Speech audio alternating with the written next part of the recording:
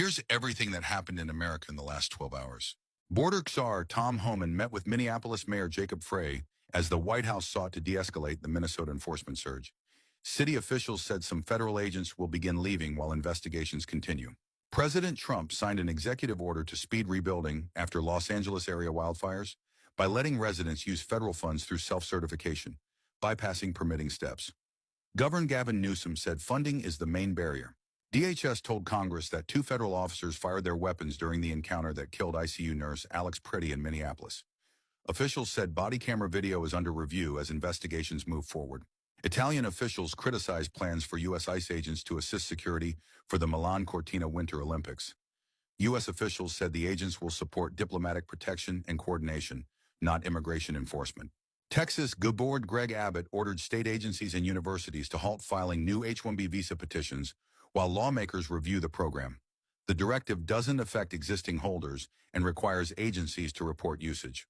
TikTok blamed a power outage at a U.S. data center for glitches that delayed posting and search results after users reported anti-ICE content and Epstein mentions were blocked. The company said it's restoring systems. New census estimates show U.S. population growth slowed to about 0.5% in the year ending June 2020 FEMA as net immigration fell sharply. The slowdown could tighten labor supply in key industries.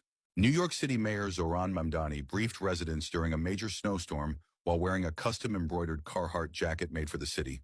His office used the gear for storm messaging and public appearances.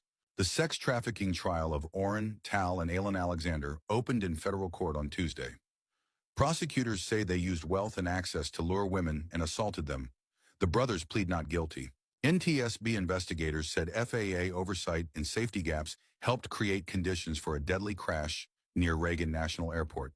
The board urged stricter separation of helicopters and jets and stronger traffic control procedures. ICE agents tried to force their way into the Ecuadorian consulate yesterday, the 27th of January. I'm going to show you the video from inside the consulate. You will see one of the employees rush over to the door and tell the ICE agent, "You are not allowed to enter here. This is a consulate." And you can clearly hear the yellow-bellied sapsucker of an ICE agent respond with, "Relax, I didn't enter. If you touch me, I'll grab you. If you touch me, I'll grab you." They repeated it.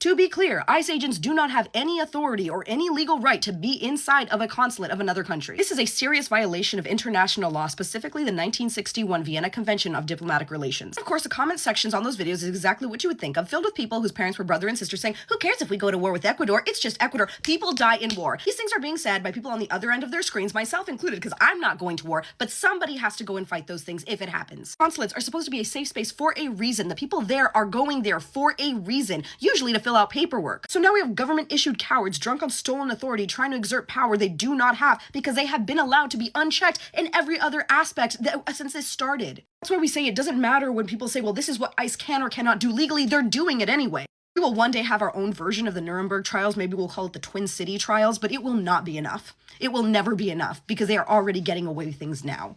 Brand new video of Alex Pretty has just been released from the news movement. This recording was taken on January 13th in Minneapolis. Although he is much more confrontational here, this actually doesn't help the government's case. Why? Because just like what happened on January 24th, Pretty had a gun.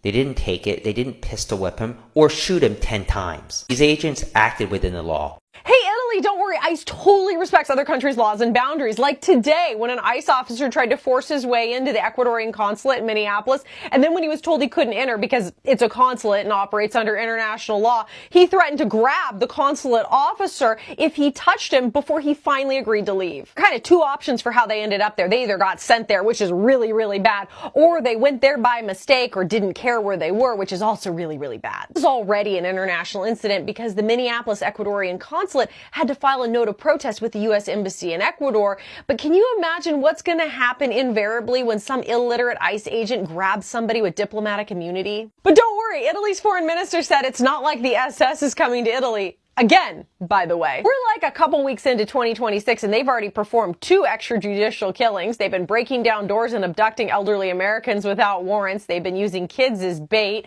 They've been tear gassing preschoolers and assaulting legal observers. Let's not even get into what they're doing behind closed doors at ICE detention centers. Is Donald Trump changing his stance on ICE now that the public backlash has become impossible to ignore? Because after weeks of protests, viral videos, and plummeting approval ratings, something has shifted in Minnesota.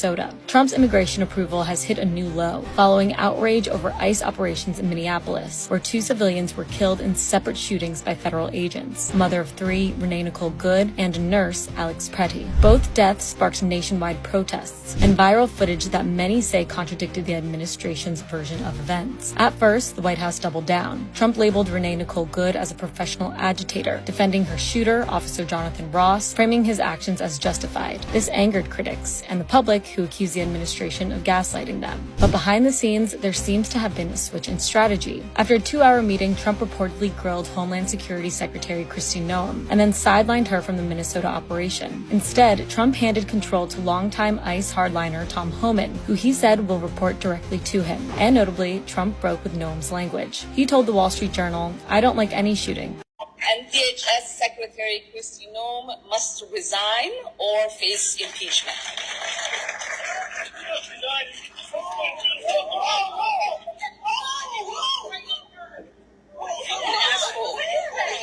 I don't know. It was yesterday, Congresswoman Ilhan Omar was given a speech criticizing immigration enforcement at a town hall meeting in Minneapolis. During her speech, a man named Anthony Kazmierzak stood up and sprayed what smelled like vinegar from a syringe. Ilhan seemed shocked and actually tried to attack the man, as you can see here.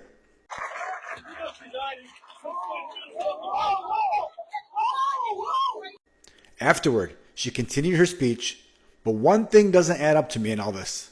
If she was sprayed with some unknown chemical, why didn't she seek medical care right away? Why did she just go back to speaking? Everyone else in the world that I would know would be running out of there, ripping their clothes off, taking a shower, scrubbing. How did she know it wasn't harmful? No panic, no reaction, just kept talking. Some people are saying this is staged. What do you guys think?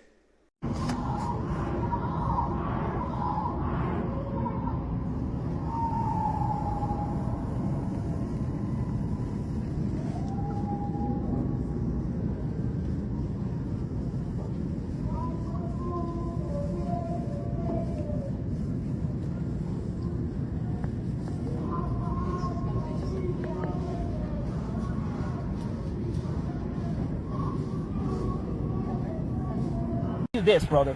What? You know, I will tell you this. You raise your voice, I raise your voice. If I raise my voice, you'll erase my... Exactly, yeah.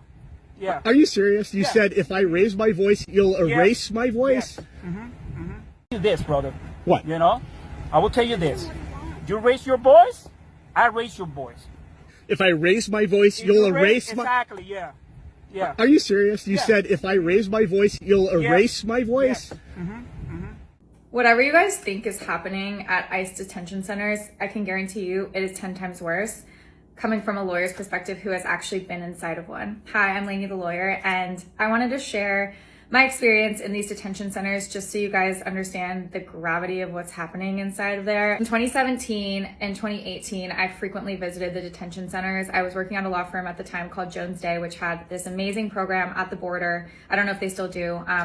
At the border in Texas called the Laredo Project, where we would go into the detention centers and speak to potential clients. Like we would decide to take on some clients after hearing their stories and whatnot in the detention centers pro bono. So I did a lot of pro bono immigration work back then, like truly heroic mission, what they're up to. I hope they're still doing it. But because of that, I went into a few different detention centers and spoke to a lot of women. At that time, and this is 2017, okay, so Trump's first go round, but like things were not as nearly anywhere close to what they are now.